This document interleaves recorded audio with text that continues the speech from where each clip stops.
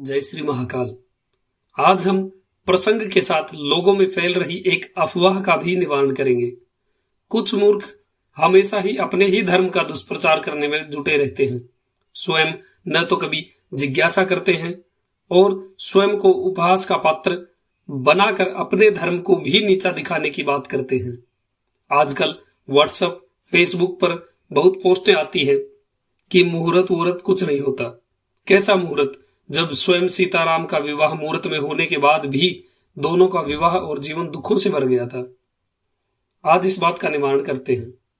आपको यह जानकर आश्चर्य होगा कि सीताराम जी का विवाह शुभ मुहूर्त में हो ही नहीं पाया था। जी हां, सही सुना आपने। श्री सीताराम जी का विवाह शुभ मुहूर्त में नहीं हो पाया था। वो मुहूर्त टल चुका था। महर्षि वशिष्ठ जी ने पुनर्वसु नक्षत्र कर्कट में कन्या लगन का विवाह के लिए शुभ मुहूर्त तय किया था। तो ऐसा क्या हुआ कि मुहूर्त टल गया था? कृत्तिवास रामायण के आदि कांड में पेज नंबर 101 पर यह प्रसंग है। इसका फोटो अभी आपको इस स्क्रीन पर दिख भी रहा होगा। देवगणों ने युक्ति लगाई थी कि यदि श्री राम और माता सीता का विवाह अच्छे से हो गया और विच्छेद नहीं हुआ तो रावण का वध कैसे होगा। मंत्रणा करके चलकर श्री राम और सीता विवाह के लगन को टाला जाए। देवताओं ने चंद्रदेव से कहा कि हे चंद्रदेव, आप नर्तकी वेश में जाकर जनक जी के घर में नृत्य करिए। आपके नृत्य से सब विभोर हो जाएंगे और कर्कट लगन निकल जाएगा। और यही हुआ। जनक जी की सभा में चंद्रदेव नर्तकी का वेश करके नृत्य करने लगे। चंद्रमा का नृत्य देखकर सभी लोग मुग्ध हो रहे थे। इस समय दशरथ जी भी आ गए। जनक जी ने उनकी अगवानी करी। नृत्य देखने में सभी मुग्ध हो गए। फिर कहां का लगन और कौन उसकी गणना करे। श्री राम लक्ष्मण भी आ गए थे।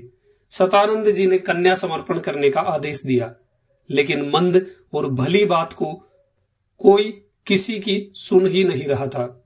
लगन बीत गया। सभी लोग नृत्य में भूले हुए थे। लोग सच जाने बिना, अपने धर्म को जाने बिना अनर्गल बातें करते रहते हैं। जन्म का और मृत्यु का भी मुहूर्त तैयार और तय होता है। बस अंतर यह होता है कि ये मुहूर्त भगवान तैयार करते हैं। इसीलिए बोलते हैं कि जन्म और मृत्यु का समय नहीं टलता। वैसे मरण मुहूर्त को मेरे महादेव टाल देते हैं। उसके विषय में हम फिर कभी बात करेंगे। अब कोई मुहूर्त और सीताराम विवाह पर उपहास करे तो आप उसका उत्तर इस जानकारी के माध्यम से दे सकते हैं। अपने धर्म को जानिए और उसकी रक्षा करिए। अपने धर्म को उपहास न बनने दें।